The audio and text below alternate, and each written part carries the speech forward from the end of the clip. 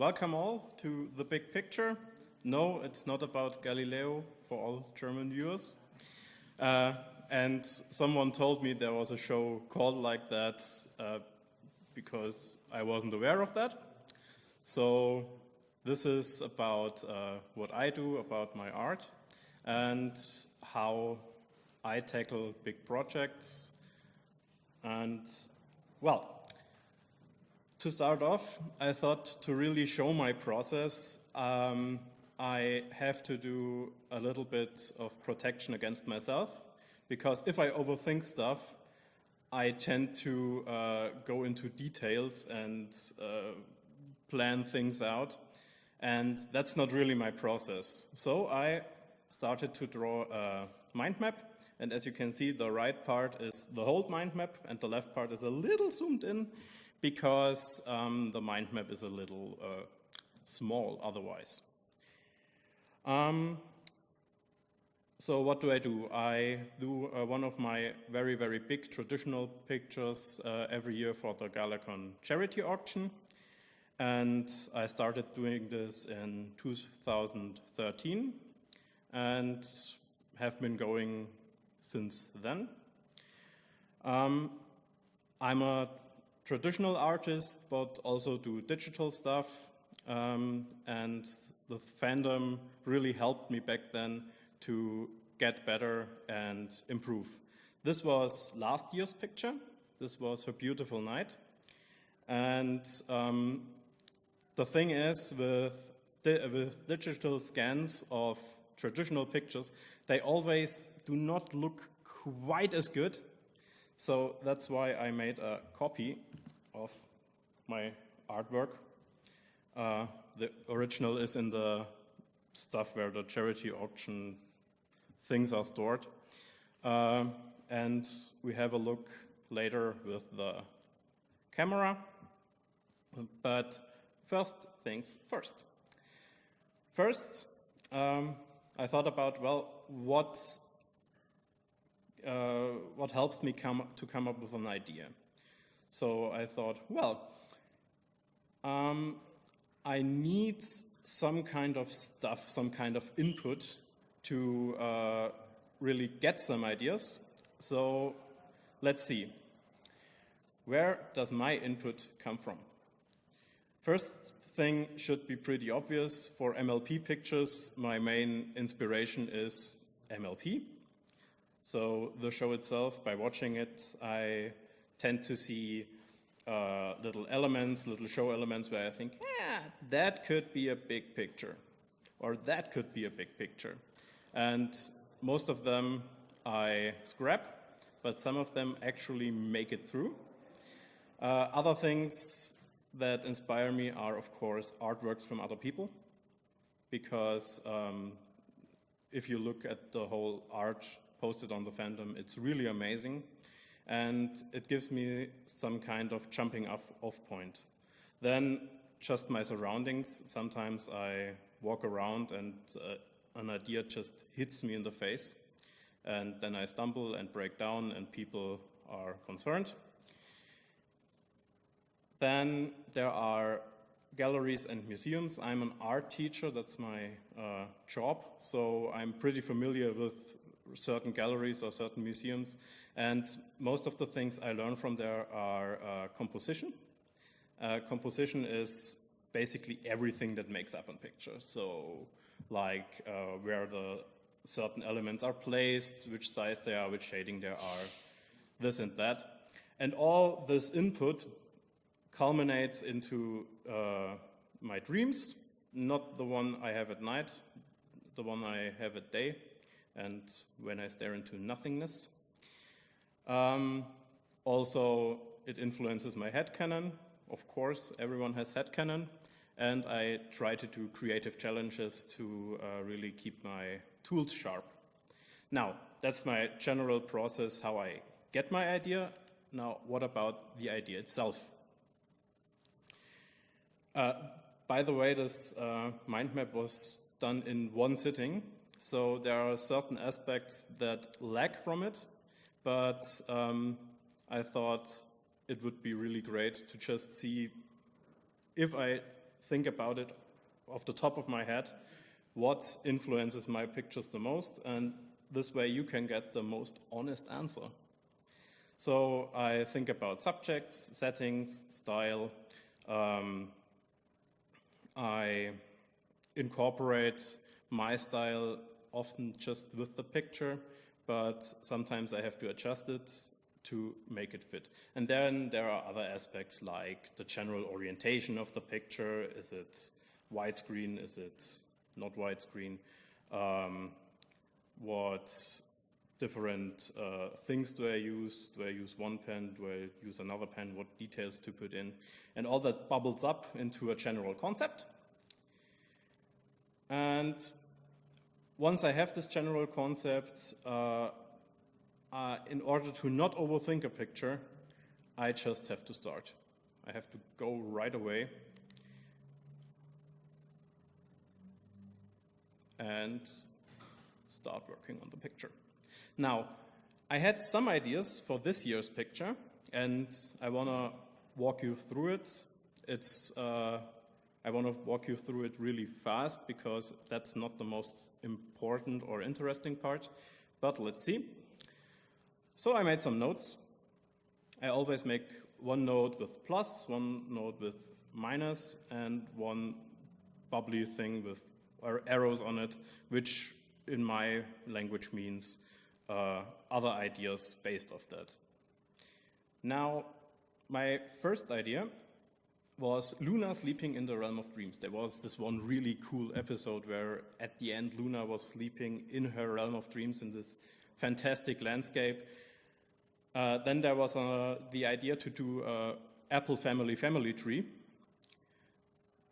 Then I went with, hey, I could do a changeling hive, maybe with chrysalis. And then there was the idea to do Mount Eris, aka the Hippogriff Kingdom. Now, the first idea, Luna sleeping in the realm of dreams, was appealing because dream realm means go nuts, just do it. The thing is, I already kind of did a big piece last year on Luna, so I thought, retreading old grounds, nah. So Luna was out. Then there was the Apple family tree. And first I legitimately thought this would be the one. This would be the picture I wanted to do. The thing is, it really would play well with, my style does play well with organic structures. I love doing trees. A lot. Sometimes I even turn ponies into trees.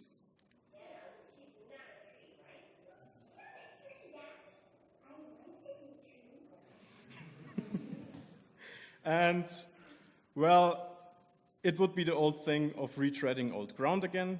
I even thought about doing the pear and apple thing, this tree which just combines pears and apples. That was legitimately my idea, merge that with a family tree. The thing is, there are many little portraits I would have to do, and I was really excited to do them. And then I went online and searched for the actual Apple family tree. No, the Apple family tree, just one family this time. Well, oh boy, still going. Yep.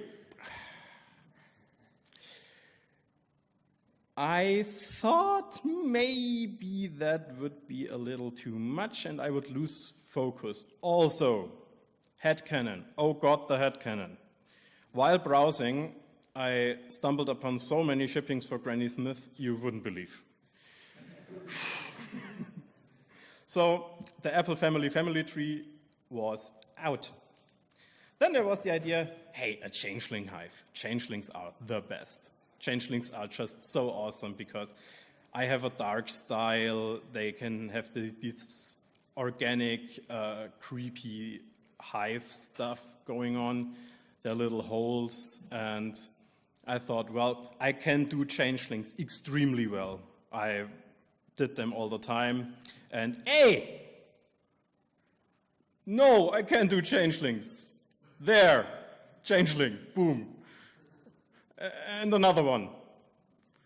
And another one. There, can do changelings. But keep this, let's call him changeling, question mark changeling, in mind. This one will come up later. Also, there was the problem that I already did a big chrysalis picture. Well, it is 5 years ago, but still, I wanted to do something fresh. So, the changeling hive was out. Also, I realized if I wanted to do nice and colorful changelings, I thought about doing a dual piece. Black and white does not merge well with nice, colorful changelings. So there's that. And then there was the last idea, and obviously that was the one I was going to do. And it was Mount Ares and the hippogriffs. I called this, you can see it up there, the bold one. And I called it the bold one because I really never did water. I wanted to do a dual piece with sea pony and the hippogriff, and I never did water before. Also, clouds and sky was a little iffy. Never did that really before. If you look at the chrysalis before, yeah, most of my backgrounds until now were just blank shading, a little hatching. But let's do this, I thought. And then I came up with this picture. This is the finished picture. You can see not a lot of details right now because it's really far away. We will take a closer look later. And let's just look at the ideas I had for this picture. Well, first I thought, what is the subject? And obviously it would be a sea pony and a hippogriff. And very early you can see it, this was the actual process of coming up with that idea. I thought about doing this over the water, under the water portion. And later on, I just incorporated different ideas. I thought about doing certain borders, like with the chrysalis picture, but that idea did not go well. And now come three little squares, which are the general idea of the picture. You see this question mark thing, this Pokeball thing. The Pokeball gets a little dirty. And lastly, come on, draw faster. You can see the general idea how the light would be. So I thought about doing the bottom portion with the water a little darker, but the middle light, and then in the upper part do the middle a little darker and the surrounding area lighter. Good. So this was everything I thought because before starting the picture. And it might look a little confusing, and it is, but the really important three parts are this. This was the general idea for the dynamic of the picture, the movement. This was the general idea of the supporting scenery, and this was the general idea for the lighting. So, not content with just showing you a picture. I hope this starts well. It did last time. Come on. Yes. I filmed a time lapse of it, and I thought about just watching it with you and tell you a little bit of stuff I thought about while doing that. So I started off with the ocean part, and I tend to do this a lot, where I just start in one place and just see where it takes me and get a feel for the picture. Because there are so many details I want to incorporate that I tend to just have to start working on one edge to get this style that merges with itself. After that, I started drawing the underwater palace. And bonus points for those who can tell me how many hours I sunk into that picture at the end. The palace was a little hard to do for me because, as you can see, compared to that part, it's very, very light, very, very easy.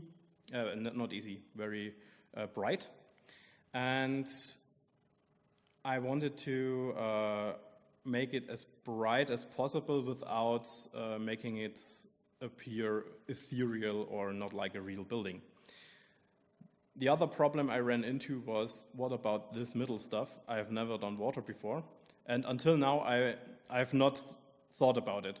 So I just went with a little dot structure, and the little dot structure, you can see it in just a second. There, I'm starting with it.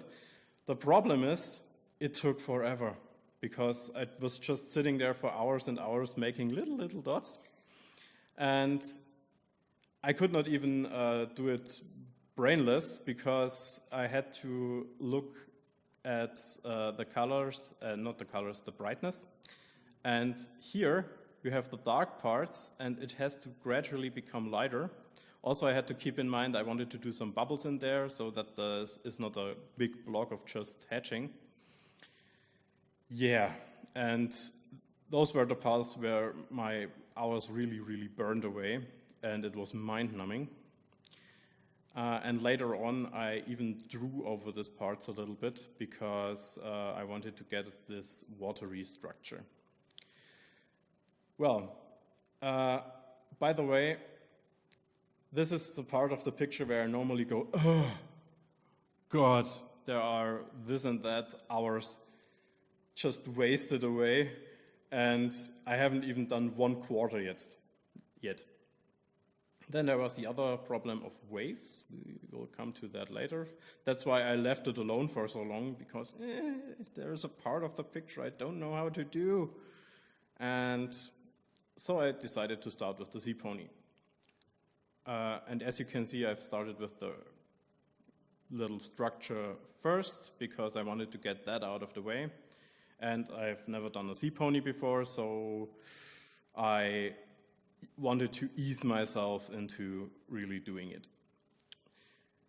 Now, by the way, you will see a few pens just scooting over the screen, and it's typically just 3 ones. There is a grayish one. That's a marker that has ended, that's at his end of his lifespan, because the color gets a little dull. It does not make quite the black impression like it used to, but it's great for shading. And the other one is a fresh pen. That's the black one. And the other black one, you will see, will disappear in the later parts of the picture, because I tend to just, I don't know, eat away at pencils, and they disappear and never come back. Well, at this part of the picture, I was getting hopeful to finally be able to do this, and I was longing for this upper part, where I know it's over 50% now. There is no hardcore water texture down there I have to do. And then there was this little stepping block of doing the waves and doing this part where you can just see the motion of the sea pony. This question mark thing that will go up right here. Now, with the waves out of the way, I started to draw Mount Eris, and Mount Eris is just one of my favorite locations. It looks so cool. And I watched the Hippogriff episodes just over and over again, and I noticed they have really awesome homes, but it seems that at the bottom of the mountain there is a little village that's not Hippogriff, And after that, the tree houses start. Well, you can see I'm taking a magnifying glass to be able to just see the little structures I wanted to make. Because of the tree houses, I mean, it's really far away. You barely can make them out. We will have a look at them later. But I wanted to do them really detailed, and just while I was doing this, I thought, if I had an OC, where would he live? Would he be down there with the bottom griffins? Would he be like here in this little hut? Or would he be in the main city? Important thing, you can see it right now. I always tend to overlap lines and certain elements. This way the picture gets more of a feel for room. So that's why, get my head out of the way.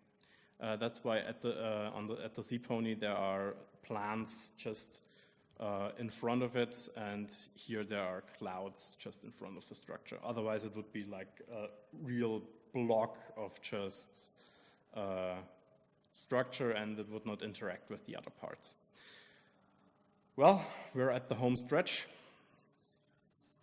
Time was getting a little tight, but I've spared this part out. I had to do a little water structure just because I wanted to do this dynamic where the sea pony just makes this curve and the hippogriff makes this curve, and I thought about, well, maybe there are some waves just crashing in there or feathers just flying up here. So I had to redo that. I had to do that part later. And this was the part when I realized I was doing clouds, and you can see them barely here because they are really, I really just tipped the pen very, very slightly, by the way, other pencil now, on the paper. And after that, I thought these clouds are not enough. So I had to do a little hatching, like with Chris Ellis. And this was mind-numbing, by the way, because you just do points over and over and over again for hours. And my sister was coming over and just looking at me and saying, "You're a masochist." Well, now you can see a little thing I left out before. That's my signature. I always just add it right at the end. And this little border here, I move over the picture to see lines I have not erased yet, pencil lines, or shading I did not do yet. Now, anyone have any clue how long this took? Not quite, but close. 58 hours, yeah. 58 hours, to be precise, 57 hours and 45 minutes. And that's when I had to loosen the little adhesive strips, and you would not believe how long this took. This is time-lapsed a little bit, because I was just too panicky to rip the paper at the end. Happened to me once, will never happen again. And that's the finished picture. Okay. Now, I will just switch over.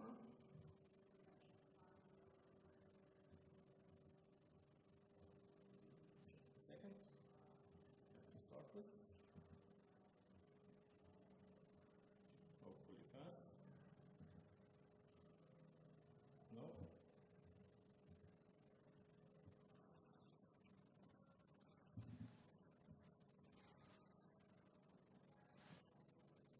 There we go.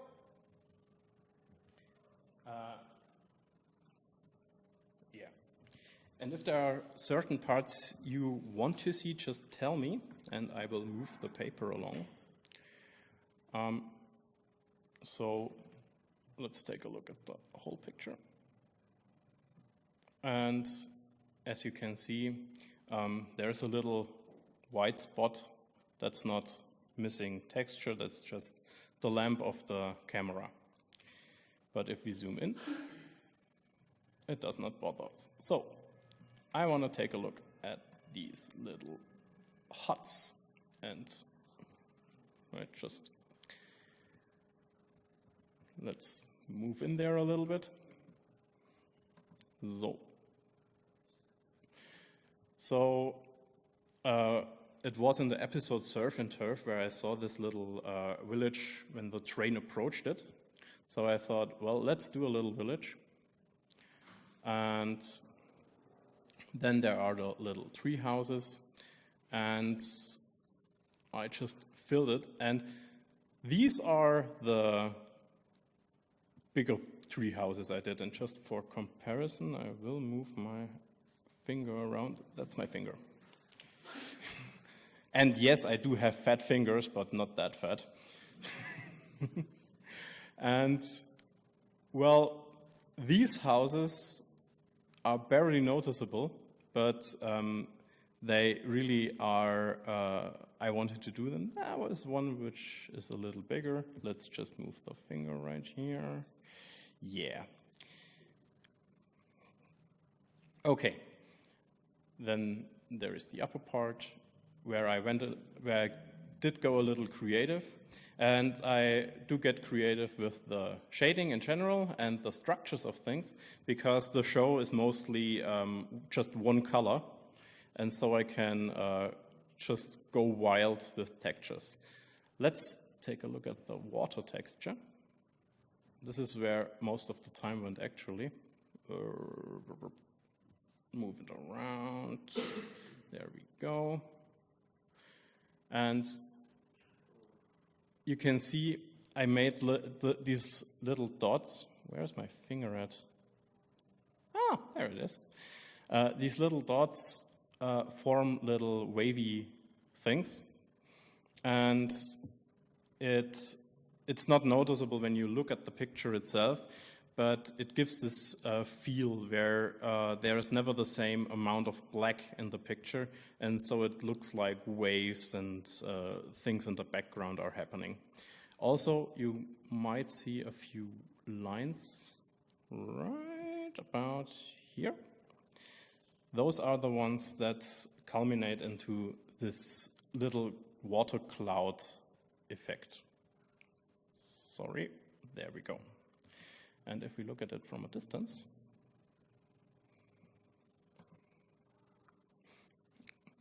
there you can see it. This is this cloud effect I was trying to achieve. Okay.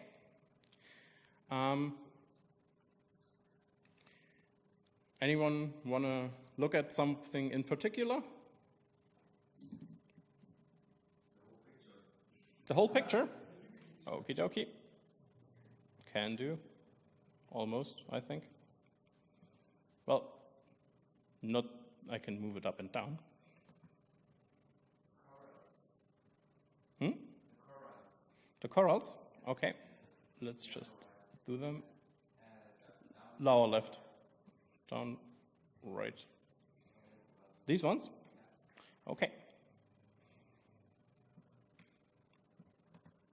Those were new too for me. I studied a few pictures of undersea places, and I just wanted to give this strange feel where I put these mushroomy things in there, and then the little corals. Actually, this coral is just one line, the border. I just drew it and shaded it later. And then we have little hidden things, little secrets, like, for example, this stone here has on one end a little white dot, which could be a pearl, and there is a fish tail coming out of it, and on the other hand we have a little birdie thing. So old ruins, maybe something, and back there there's also a little bird-like creature. That's what I really love about when I do pictures. they take a lot of time, but but I can fill every inch with little secrets, little stuff you can just find right there. And I tried just about every little sea creature I could come up with. And, well, the corals are also on the top of the buildings. I was a little surprised about that. I did not notice that back in the movie.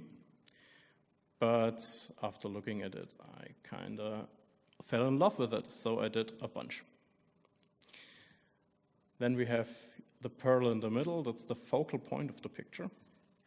And I tried to really give it this central quality where just every line, every movement just culminates around it. So the sea pony just has this line where it spins around, and the waves also just go right here. And on the other end, the movement is from here, just this movement up to the hippogriff. And that's why the waves here are facing downwards and the waves here are facing upwards. Okay, who wants to see some stupid mistakes? Okie dokie, let's look at stupid mistakes.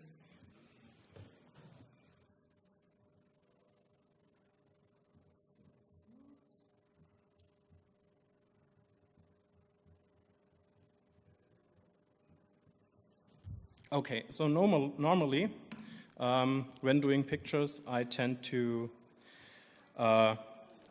just incorporate ideas that I had prior, like with the last lunar picture.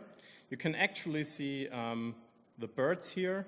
That was a picture I've done, I don't know how many years ago. By the way, this is not real parchment. This is some stupid piece of paper I just got from the supermarket, but it looked kind of good.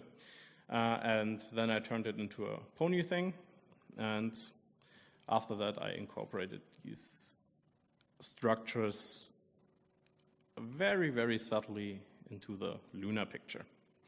This time around I just started from scratch, and there's the mind map again. By the way, I did the mind map before I did the picture. So these mistakes I had to guess I would do. And let's see if I just did every single stupid mistake. Let's start with general problems. The setup. This was my drawing setup, and as you can see, there is adhesive tape just glued on everything, because up there is the camera filming my time lapse. And I also glued the paper on. And normally when I do little shadings or certain curves, I tend to just rotate the paper. And I tried to do it once, and then I thought, oh wait, yeah. It was a little awkward at times, but it worked. Okay, a little bit mistake here. First thing, this was just a little too dark, but by the way, these liners here, you can't erase them. If there is a line there, it's forever there. You can't just make it not happen. You can make them a little lighter by erasing over it, but you have to really be extremely cautious, because otherwise you damage the paper, and then it creates these little ink blots, and you can basically throw away the picture afterwards. And this is the part where I did a wrong line thickness. I did not go with this one. I went with my other pen, and it turned out just to be a black blob. I had to lighten up with the eraser thing and very cautiously paint over it. Then we have the continuity thing. So I've drawn these windows of the sea palace, and then I did the foreground of the sea palace, and it clashed, and it was horrible. And I did this at the end of a few hours session of drawing, and when I just shaded this black, I thought, what are you doing? Stop it. So I had to lighten it up as well and make new lines, and actually I did just a bigger pillar there to overlap it, so it's just covered and does look absolutely fine now. But this was a little panicky situation. Now let's get to bigger panicky situations. There are, in every picture, there's just one thing that's so obvious, so absolutely obvious that you slap yourself on the head when you remember it. Notice this pearl? Yeah. Every griffin, every sea pony in the recent episodes has these little necklaces.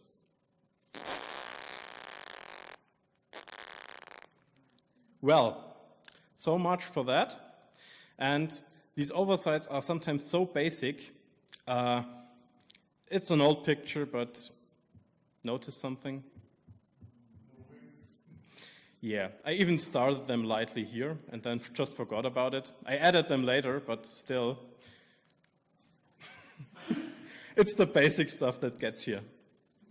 Okay, so I added them in later. I was able to do it. And the funny thing is, after having to work around just the completed bottom half, I put the pearl right here, and working around the already drawn line of his head part here, neck, sorry.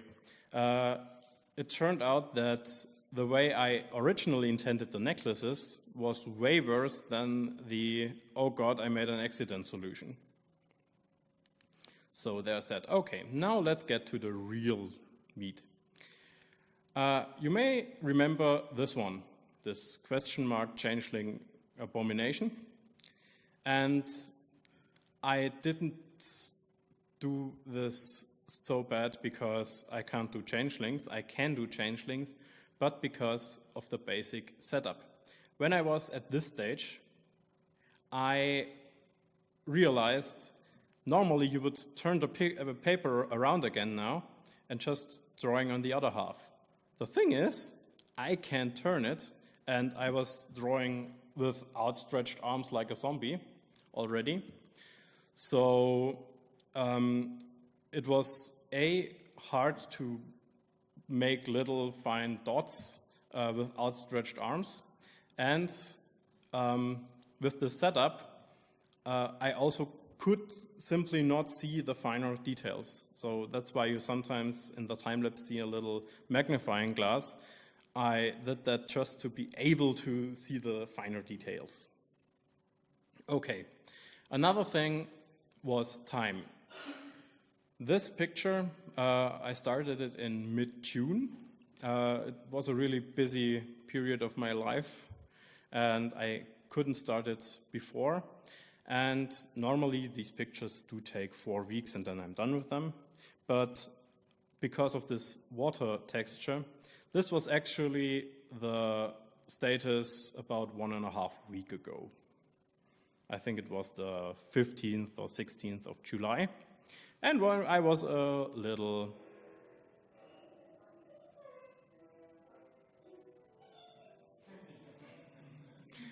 then I realized, wait, you are filming a time-lapse. It can't be that bad to render a single video of a few minutes, right? Right? That's minutes? No? Hours? Oh God. It's what? It's Wednesday already? Come on, go! Vegas! Come on!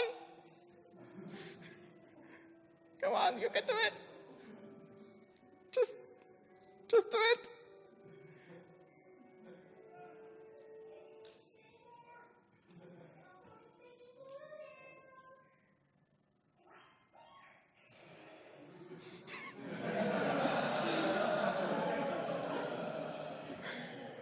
Yeah. Real story, by the way. The rendering was done Friday in the morning. And then I started to cut it at, I don't know, 3 a.m. So in the end, everything worked out. I did the time lapse, I did the thing. And I'm glad I did it. I just cobbled together the presentation while it was rendering. I think maybe because I put a little too much bigger graphics in there, Vegas might have collapsed once, but I've learned from my mistakes, and actually that's the end of the presentation as the process. But if you want, I can tell you a little bit about why I started doing these location pieces, these big pictures. And those who do not want to hear that can, I don't know, go if they want. I want to tell you that because I really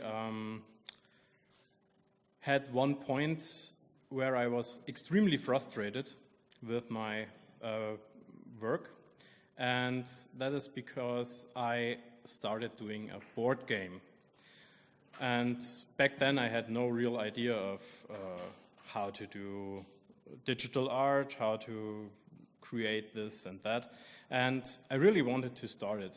So I made a few cards, and of course, me being me, I didn't start with just a few cards. I started with the board game Arkham Horror, Ponyfied, and those who know the game know that this is the board game where your table is never bigger pieces, and with the locations, I actually grew really fond of doing bigger pieces where there is just some intrigue, some little stuff hidden in there. I love to just hide details and create interesting textures or effects.